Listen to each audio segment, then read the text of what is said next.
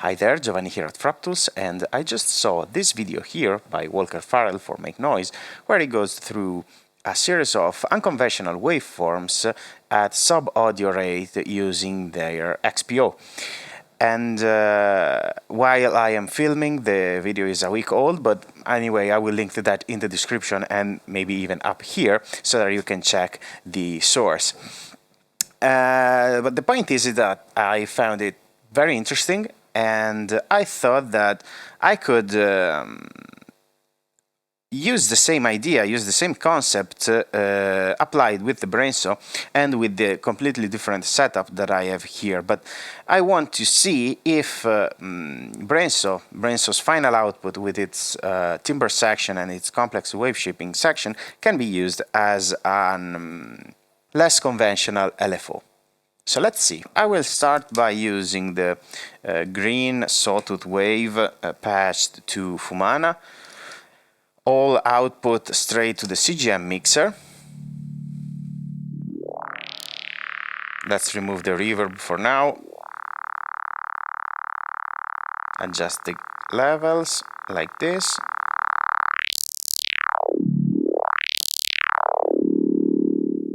And here we go. I was thinking that I could use the final output to modulate this parameter here. Now,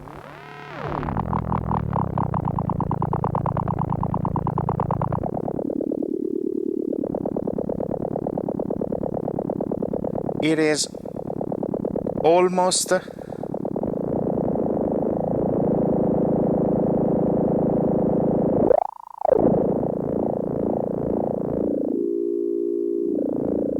it's a bit fast for now, and so I will use the negative offset from this section of the 321 here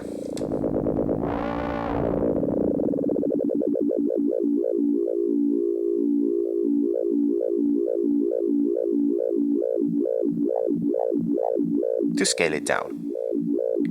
That's nice. And then I will set the source control all the way to the left so that we are using only this wave shaper here. We can experience the subtle changes in waveforms from the sine wave to the triangle to the log waveforms, however we want to call it. And so with this very simple setup here, I can turn the wave folder all the way down, thus closing the VCA and blocking the modulation. I can bring in the first stage, which will give me a very straightforward waveform. And as soon as I start folding it, I will create some ripples at the end where the waveform goes in and then out again. Like this.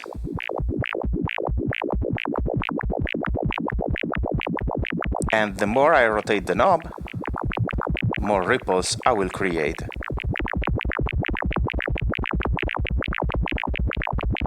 Let's see if I can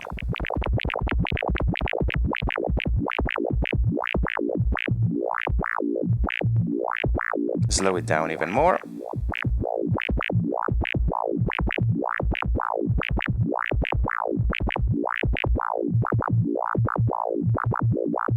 Until I go all the way up. I can also use the symmetry control to have a less balanced distortion, a less balanced wave shaping.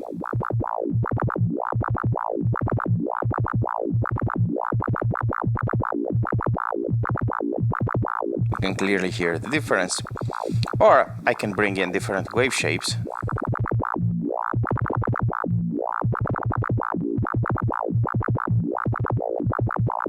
And add a pinch of this other wave shape.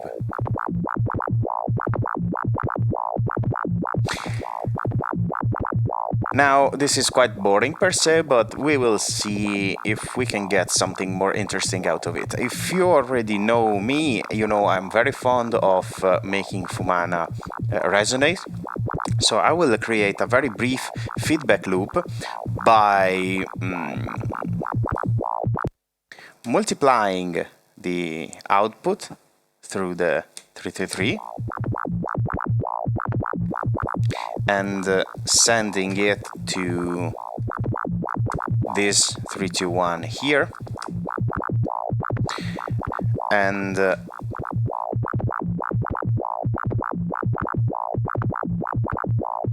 I will then patch the waveform to the other channel of the 321 and then use this as my input signal. At this point I can bring in the duplicated output back and create a feedback loop, which is far more interesting. Of course I need to be very careful, otherwise this happens. But I can also invert its phase and have a different... I think I like it straight for now.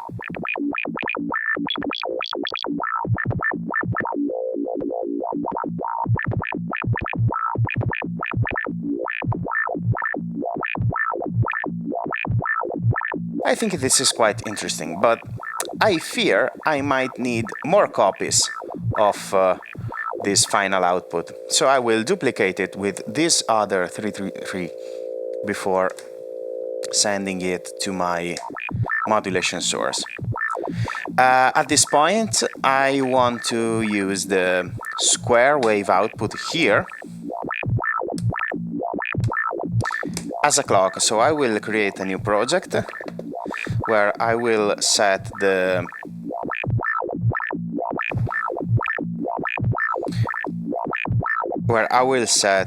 clock source to external for all the tracks, so that every stage now will last as a complete oscillation like this.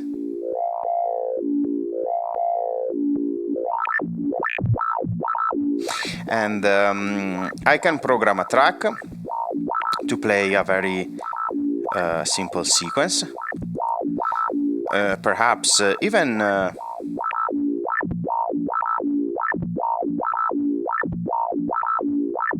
just 4 notes will do, like this, and those 4 notes will control my... I can use even a shorter cable. This will control my green oscillator.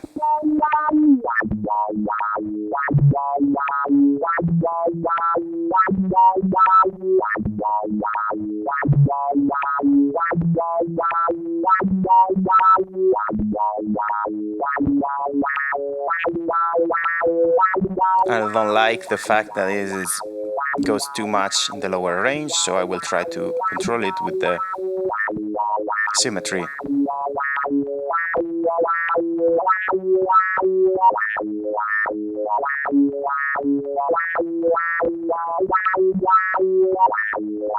Much better now.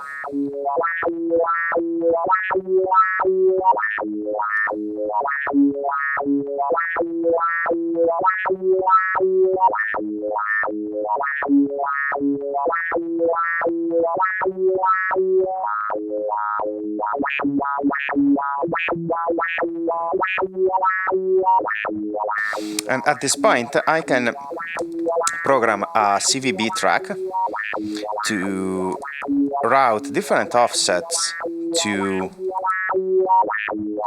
the wave folder control, so that every stage will have a different rhythmic figure, like this.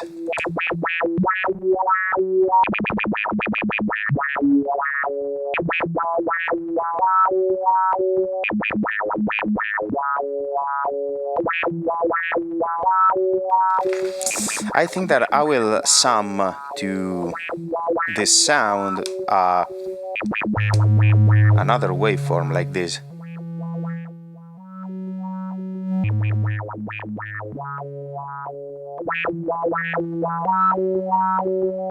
Let's try and see how it sounds with some reverb.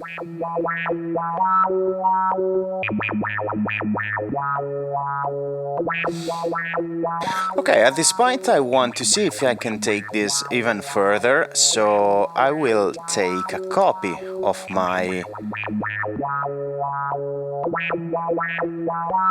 weird LFO and patch it to this FALISTRI's here dual cascaded frequency divider. So I will obtain even more complicated rhythmic divisions, which I was thinking I could use to trig two separate envelopes, like this one and this one.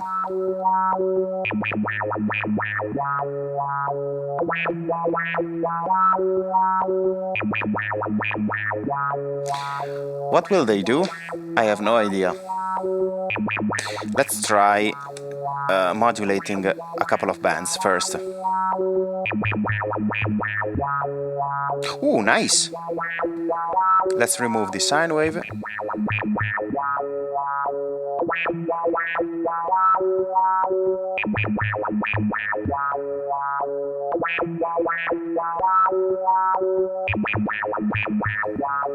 It adds a very nice texture. Perhaps I can use it to modulate even the tilt parameter.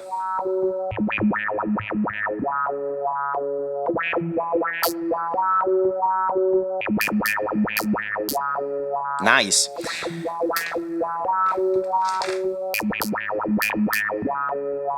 And I have also another envelope which is going even slower, which is this one. And let's see, maybe I can patch this one here.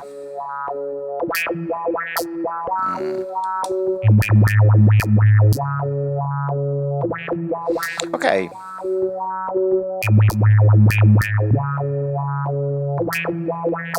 They create even more complex structures, and perhaps I can use another, I can create another melody. I will start by cloning track 1 over to track 2, so that they will be pretty much the same. Let's start again. I will use, I think,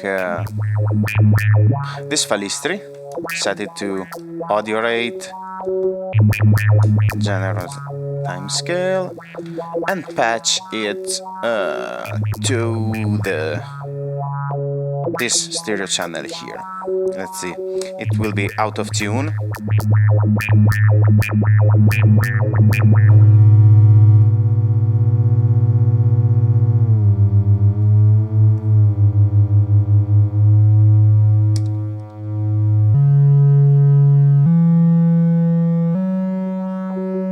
I will stick to a C pentatonic minor scale, which should not eliminate any note so far.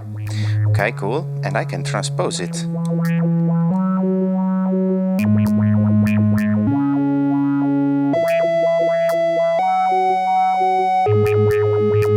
Perhaps I can set it to a faster ratio, like 1:4.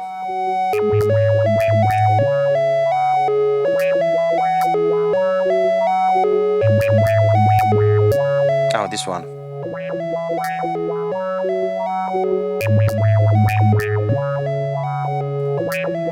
And let's see how this sounds when its amplitude is controlled by this.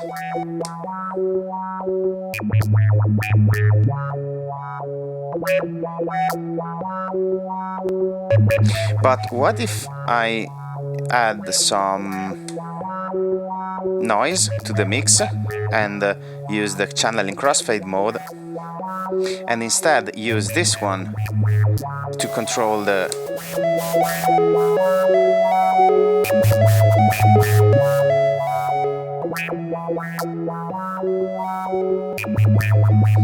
perhaps I can use even a faster sequence. Let's see, 1 to 8.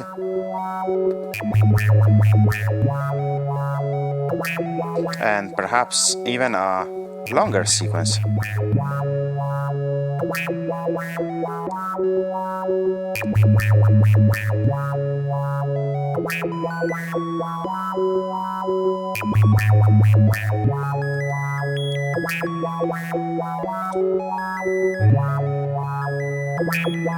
I like it. I think that we can cap it here for today. I'm pretty satisfied with the result, and I would really like to thank Walker at Make Noise for the inspiring video. Thanks a lot. I also hope you found this one interesting, and I will see you next time for more patch ideas.